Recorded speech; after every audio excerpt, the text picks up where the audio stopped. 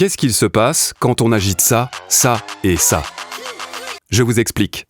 Aujourd'hui, ma cliente m'appelle car son entreprise n'a pas pu redémarrer sa production. C'est la catastrophe, on n'a pas pu redémarrer la production. La raison? Lors d'une maintenance, un dépôt étrange a été observé dans une cuve stockant de l'eau. Elle n'était pas tranquille. Je suis vraiment pas tranquille. Notre mission?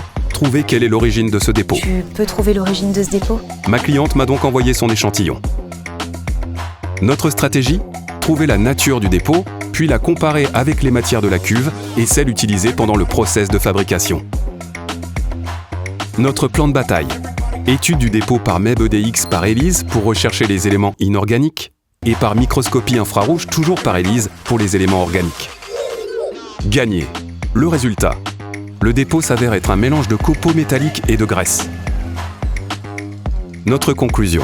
Le circuit d'eau de ma cliente était pollué par de la graisse qui s'échappait des pompes à eau mais ne se mélangeait pas à l'eau. Par effet mécanique, des micro-résidus métalliques se sont détachés du circuit. Des dépôts visqueux se sont donc formés puis se sont collés dans le fond de la cuve.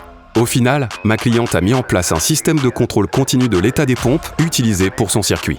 Moralité, un œuf, de l'huile et de la moutarde font de la mayo, le métal, la graisse et de l'eau donnent un dépôt. Le gras, c'est pas la vie. Philab.